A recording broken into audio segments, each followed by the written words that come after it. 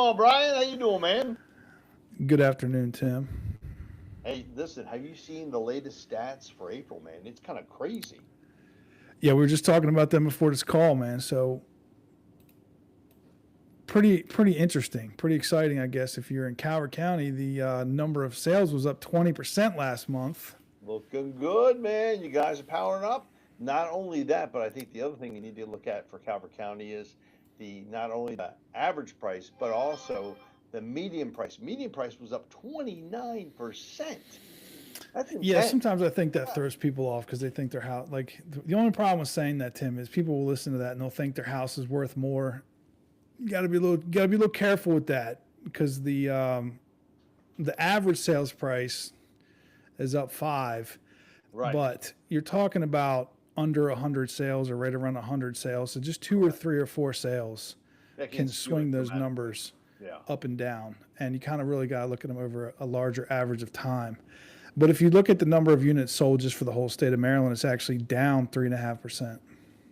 And I think that kind of gives you an indication. The market is still struggling, but we are starting to see a lot of activity, man. It is insane. The number of people are out there. It's like the PG County program. You remember we talked about that last time. They were giving away basically 50 grand when you think about it. It was a grant used over 10 years.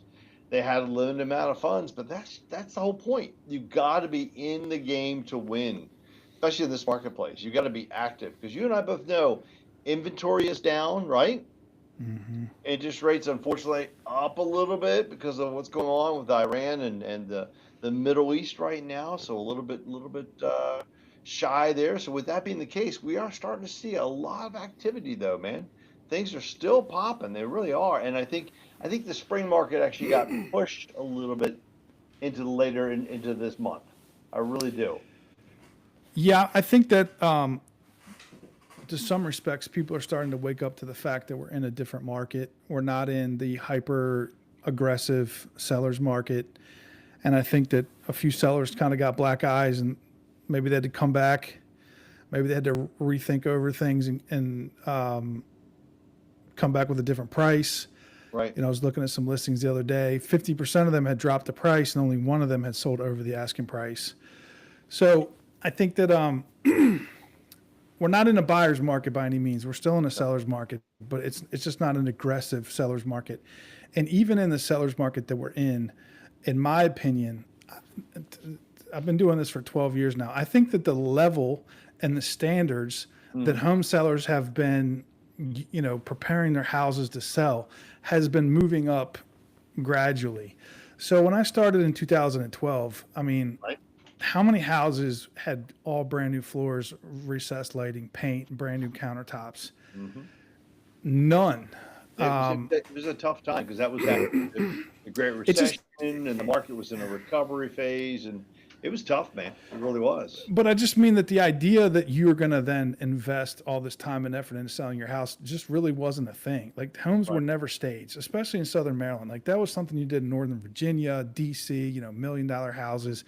But I've never would imagine a $300,000 house getting staging. And now we're seeing staging and I was just looking at Ramblers in Lusby, 350,000. Half of them are like all brand new floors, all brand new recessed lighting, all brand new countertops, like staged to the nines. Look like, something out of a magazine compared to just 5 years ago. That just wasn't the case. So I think that the standards that home sellers have to present in order to attract a good offer have really gone up, and you really have to try much harder. To think that you're just going to come in and have somebody take cell phone pictures and you're just going to maybe throw all the clothes behind the couch and just take the pictures and roll with that. I think those days are gone. Yep. And you know, just recently I had two houses on the market and they both got offers within a week of each other, and they both were contingent upon selling a house. And that's the key So right there. And what are we seeing? Contingent offers, yeah, right? yeah, Closing help. That's been huge. And yeah. you're right. The condition of the properties, it's got to pop, Brian. If it's going to move, it's got to look good. So what we did was I evaluated both of them, and I didn't feel like ultra strong about either one of them. They were both a little bit. And one was in Germantown, a much better market. The other one was another house in Lusby. Right. And what we did was we basically responded back to both offers. Listen, we want to work with you. We accept the terms of your offer. However, before we accept the offer, we would like to know what your plan is for if your house doesn't sell. Mm-hmm. And what I'm looking for is upgrades to the house, price improvements with a schedule, and then some level of communication that says, hey, listen, we're going to do whatever it takes to sell this house. Mm-hmm. The other question was like, what if you get an offer that's requesting closing help? Are you willing to pay it? Can you afford a price reduction? And if so, how much? Like, what if you got a less than full price offer? How low are you willing to go? I'm not buying your house. I'm not asking you to give me your bottom line number. Right. But I kind of am asking you, like, how much room do you have to work with here? So if you said, listen, I'm going to put it up for a month, I'm not lowering the price, and I'm not paying anybody anything, and I'm not fixing anything, we're not interested.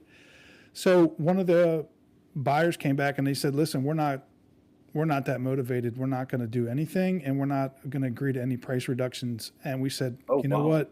I wish you guys the best. I hope it works out for you. However, we're not taking your offer. And sure enough, that house is still on the market. So I just think that maybe if I had to communicate one thing to the market, it is that you really do have to be aggressive about being aware of what's going on, getting your house really ready. And I mean, like, hiring some contractors to paint your front steps and paint your shutters and power wash your house and clean your roof off and like do all these really, important things, get the inside of your house painted, because the competition is not what it was 10 years ago. People are really, aggressively trying to get their house sold for top dollar. And if you want to compete with that, it's not what it was. I mean, even though you're seeing sales numbers go up, you have to understand we're in like a really suppressed market. Like, they're up from the bottom of the barrel. So it's like, they're not really up. You know what I mean? Like, we're not really in a great market. We're honestly in a very slow market. And I would say that even with that, the number of sales is not, like, the number of inventory is also a reflection of how many houses on the market. There's not a ton of houses on the market. There's not a ton of sales. I still think you have to be aggressive. So that's what I would say. You nailed it right there. I think sellers have to have the right perspective in mind. Like you just nailed it in the very beginning. They've got to be willing to, put the house in great shape. It's got to pop. It's got to show at the very beginning. If you let something stale, what do they say? If a house smells, it's not going to sell, right? That's one of the things I've always heard. That's a funny thing. Like, I've gone on all these different websites in the past. In fact, I had one here a minute ago. My daughter was asking me about it. I bought one of those little bottles of like that oil, and you put the little bamboo sticks in it. Oh yeah. Because one of the things that people don't really think about a lot, especially if they have pets, is like the way their house smells. I think people don't appreciate what a difference the way your house smells and the ability to sell it. And people have this nose blindness, and I'm not saying anybody's house stinks, but one of the things that, like, I make this agreement with all my home sellers is like, I have to be 100% honest with you, because if I'm not honest with you and then you make some mistake and it costs you money, then I'm failing, and I've failed. Sure. Whose fault is it, right? Exactly. You know how many people I've had to tell that their house smells like dog pee? Like, I'll tell you my secret, by the way. I hire an interior decorator for all my listings, and I call him on the way, and I'm like, listen, I'm paying you to be the bad guy. You got to go in the garage. The smell is coming out of the garage into the kitchen. They got to fix this. Like, I don't care what you tell them to do, but they've got to do this. And then, like, you got to get rid of this carpet in the basement. It smells like dog is, it's not good. Well, but that's it right there. Like you said, if it smells, it's not going to sell. We've always said that. And I think that's the primary right there. It's all perspective. And let's face it, it's one of the main senses that drives everybody. It really does. And I think that's huge. So I think you nailed it down. The house has got to be in good shape. You've got to be aggressive. You've got to recognize the marketplace, because the other side of the coin is this window it's short, man. You know what I mean? Yeah. The number of sales that take place in June is double February. So it's basically like next month, it's going to be the peak, and then it's just going to go down, down, down. Believe it or not, like, it kind of, in my mind, July 1st, it's like you're going down the mountain until January 1st. And then January, February, just depends on the weather. You're really kind of going down until March 1st, to be honest. Wow. Oh my goodness. You know what I Okay. mean? I gotta get to work. I mean, it's over. We're basically done because anything that's going to settle in June is already under contract. Is the 15th. I mean, you got 2 weeks left. I got 2 weeks left, dude. Come on, man. Oh yeah. But with that said, like it's not like the market goes away. It's just the peak is right now. The peak is right this minute. It's The actually two peak weeks ago. is going to be May and June. Well, I think it got pushed back.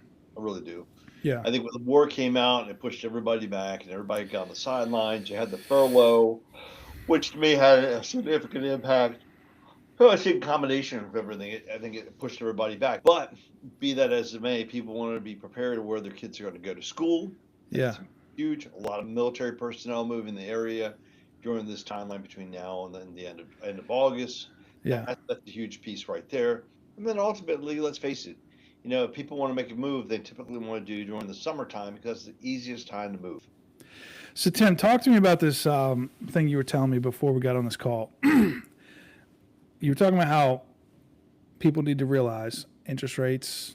They're probably not going to be going down significantly. Yeah, The fives are gone. So could you just talk to me about the psychology of home buyers? Because I think there's been a trend, and it started in 2020. I was like, I'm waiting for the crash. People are starting to come around. There's still a few people kind of on the fence thinking, hey, it's gonna get better. It's gonna get better.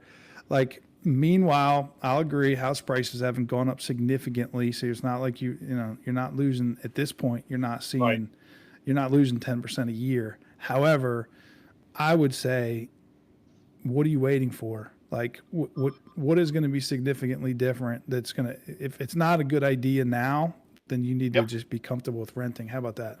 Well, I mean, let's look at it this way. Brian, rates back in 2023 were in the sixes. Rates in 24 were in the sixes. Rates in 25 were in the sixes.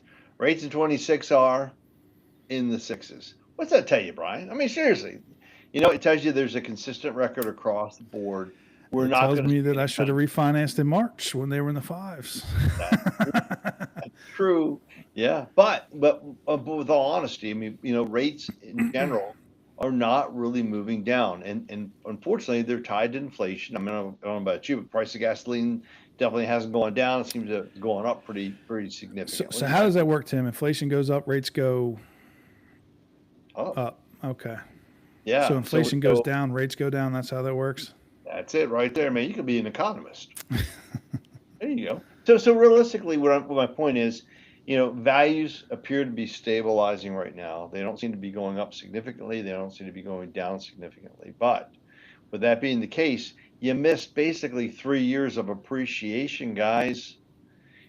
I would be in the market. Maybe you don't snap something up today, but at least play. At least get out there, get to know what's available. And then every now and then there's that wacky program, like the Prince George's County program comes out, or Anne Arundel County's got one, or Maryland Mortgage Program. It doesn't matter. There's so many different programs out there that you can take advantage of if you just ask and find out what's out there. That's all. That's what I'm looking at now. Right. You look tan, Tim. What are you doing? Are you outside a lot? Look, Dude, I'm looking at myself next to you, and I look like a ghost. I'm gonna change my settings. Yeah, no, I'm out there. I'm actually out. Trying to. You're gonna laugh. Ready? I'm walking. Oh, well, that's a little too orange. I don't want to be that orange. All right, you're out walking. Where? At your office? Yeah, office, man. Just get a half-minute walk. I mean, I'm out fishing, man, but I'm not. My face looks next to your face, man. You look like you just got back from Florida. Well, it has been a relaxing. Like, where have you been? How much walking are you doing? Huh?